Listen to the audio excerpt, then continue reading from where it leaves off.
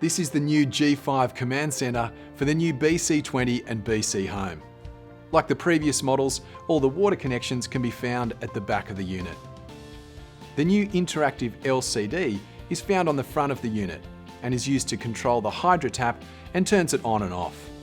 The filter door houses the internal filter, which needs to be fitted during installation.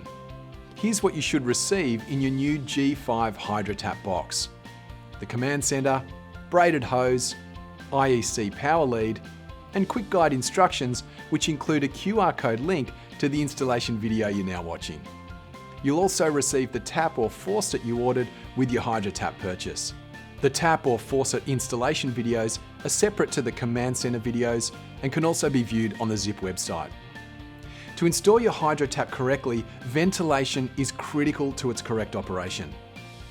Air gaps of 50mm left and right and 200mm above the command center need to be provided. This is to let the circulation of air around the command center. Also, a cutout in the lip of the cupboard for the cold air inlet grill should also be fitted. Next, remove the dust caps from the outlets and remove the cap from mains in. Mixer in and mixer out are not required, so just leave the dust caps on. Next, we need to connect the command center to the mains water supply. Use the supplied braided hose for this connection.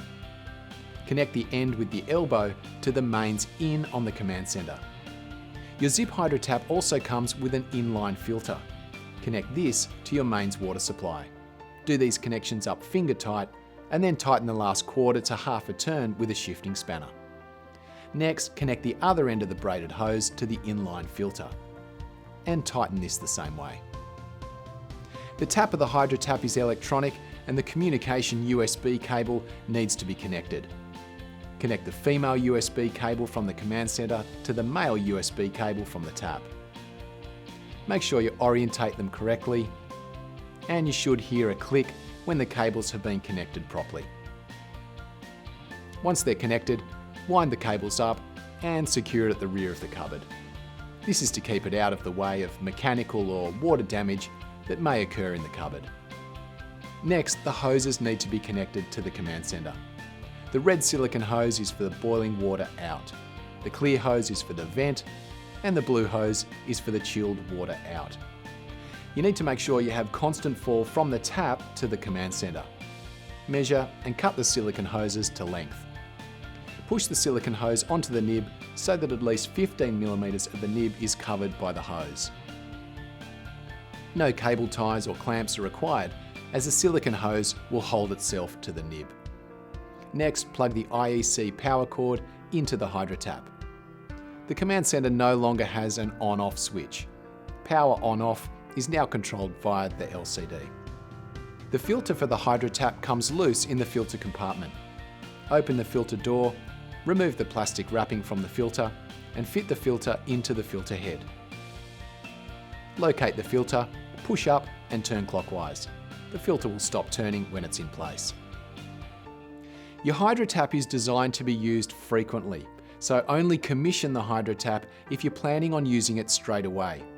If after the HydroTap has been commissioned, it doesn't get used for a couple of weeks or even months, the tanks will need to be flushed and sanitized.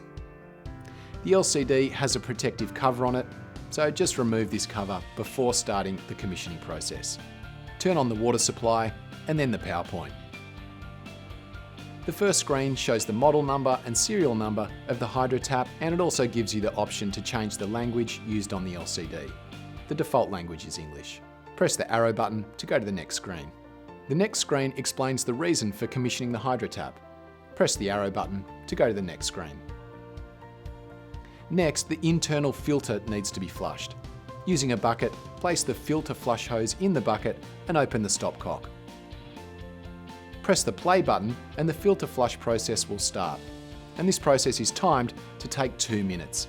If you need to pause the filter flush process, press the pause button on the LCD, and when you're ready to resume the filter flush, press the play button again. Once the filter flush has stopped, turn the stopcock off and give it a shake. Put the flush hose back in the filter compartment and close the filter door. Press the arrow button to go to the next screen. Next, we'll need to perform a tank flush. Press the play symbol to start. The screen will show an image of the boiling tank. This tank will slowly fill up. Once full, empty the tank out by using the tap or faucet. You'll need to activate the safety button and the boiling button to do this. Dispense water into the sink or font. Every 15 seconds, the flow will stop. You'll need to dispense water up to 3 times for each flush. Once the water stops flushing, look at the screen and it should indicate that the boiling tank is refilling. The tank needs to be flushed 3 times to complete this process. Next, the HydroTap will need to calibrate. Press the play symbol to start the process and it will take about 15 minutes. Once completed, the HydroTap will start to operate. The LCD screen will ask you to confirm if the booster has been installed or not. Press the arrow button to go to the home screen. You can register your HydroTap via a QR code. To do this, press the menu symbol, then register product, and the QR code will appear on the screen. Use your phone or tablet to scan the code and register your product.